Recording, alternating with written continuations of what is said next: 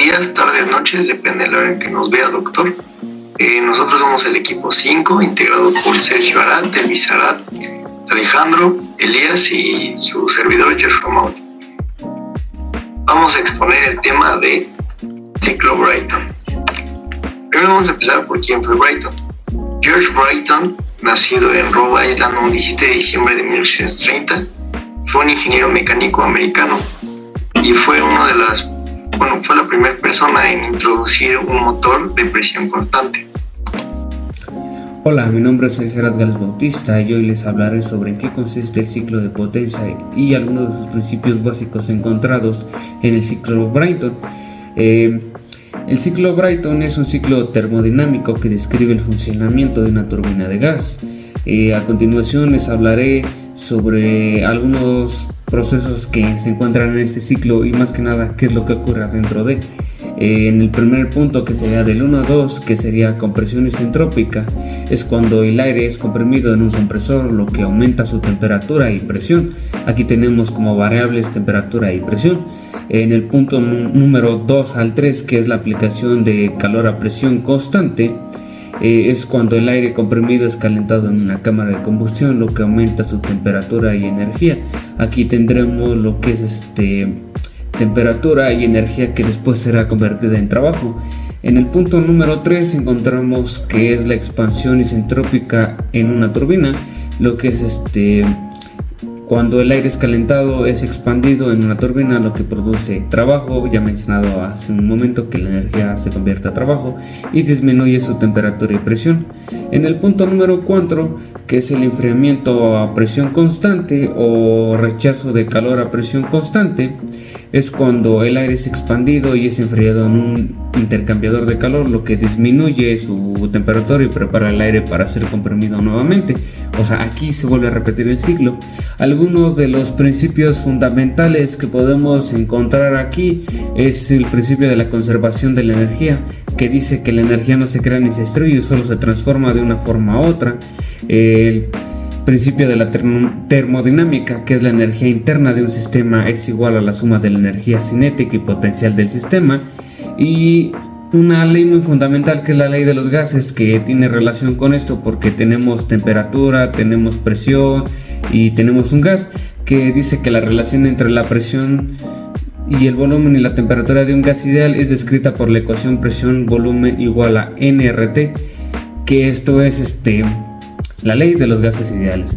A continuación mis compañeros les terminarán explicando más acerca sobre este tema. Ahora vamos a hablar sobre qué consiste el ciclo de Brighton. El ciclo de Brighton fue planteado por primera vez en 1873, aunque algunos autores ya lo intentaban replicar desde años anteriores.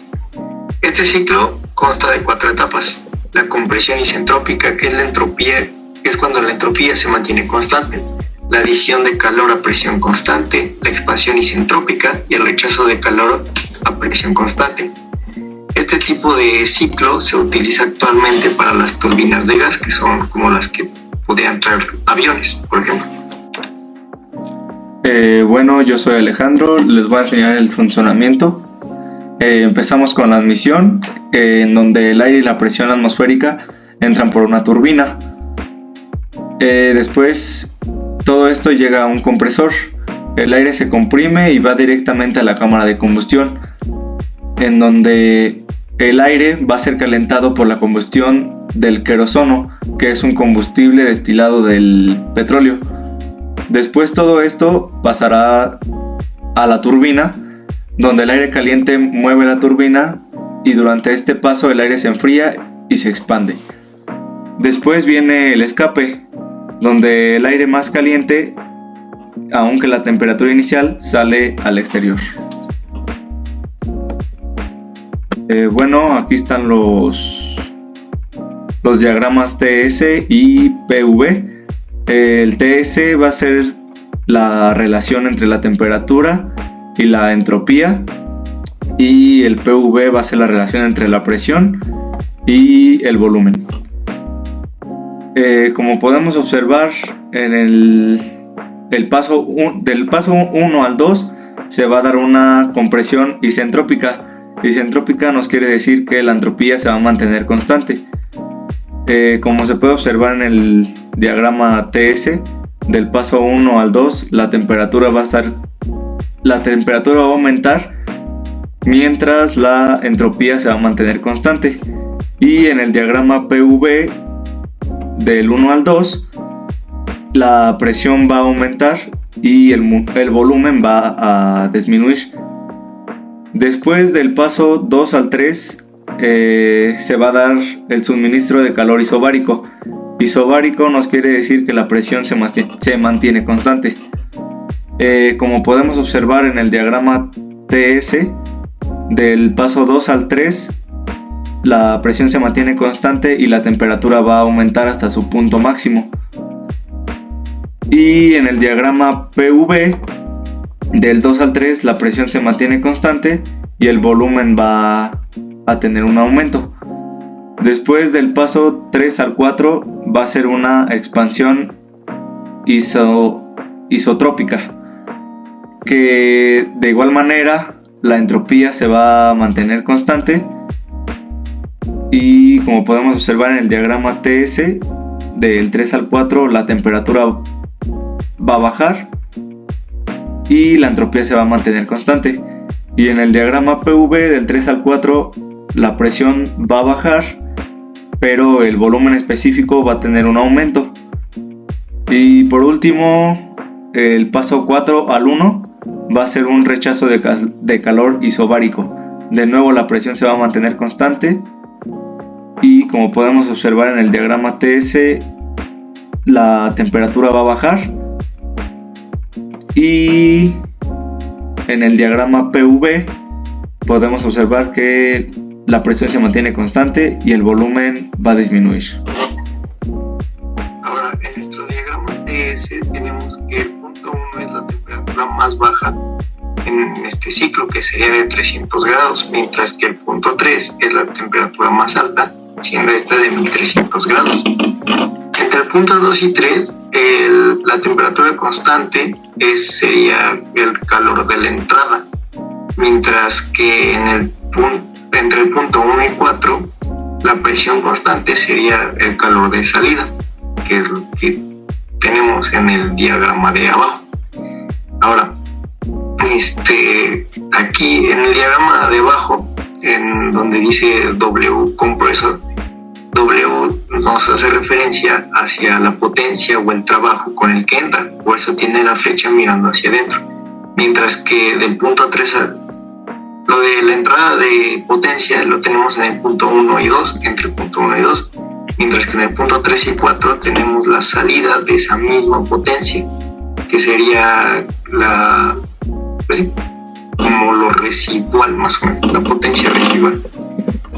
En el punto 2 alcanzamos la presión máxima, que sería la compresión, y en el punto 1 tenemos la presión, aquí estamos en el diagrama PV, que sería el punto 2 es la presión máxima, que es la compresión, y el punto 1 es la presión mínima, que es nuestra expansión. Ahora vamos a hablar sobre la eficiencia del ciclo Brayton. Tenemos que el calor de entrada menos el calor de salida más la potencia de entrada menos la potencia de salida es igual a la entropía de salida menos la entropía de entrada. Esto nos lleva a que el calor de entrada sea igual a H3 menos H2, que sería igual a la capacidad calorífica de la presión constante. Esto multiplicado por la temperatura 3 menos la temperatura 2. Y en el calor de salida tenemos con los puntos diferentes de la gráfica, que sería H4 y H1 es igual a el calor constante, la capacidad calorífica de la presión constante por la temperatura 4 menos la temperatura 1. Y esto nos lleva a la temperatura, Brayton, es como que digo, es igual a la potencia neto, o la potencia, por así decirla, completa, sobre el calor de entrada, que sería igual a 1 menos el calor de salida sobre el calor de la entrada, que a su vez nos da igual a 1 menos la capacidad calorífica por la temperatura 4 menos la temperatura 1. Todo eso sobre la misma capacidad calorífica por temperatura 3 menos temperatura 2. Y ahora pasamos a la fórmula de abajo, que nos da a entender que la temperatura 2 sobre la temperatura 1 es igual a la presión 2 sobre la presión. Ahí me tocó el tema de las aplicaciones del ciclo de Brayton. Las turbinas de gas tienen dos funciones muy importantes. La primera es que suministra el oxidante, que este es necesario para que se realice la combustión, y este sirve como un refrigerante para mantener la temperatura de diversos componentes dentro de los límites seguros, a donde no se arriesga la integridad del componente y puede seguir trabajando de una manera correcta. La segunda función es que esta realiza la extracción del aire, es decir, que este se necesita para que una combustión pueda seguir su ciclo. Es decir, que en las turbinas de gas una relación de masa-aire con el combustible de 50 es mayor o muy común.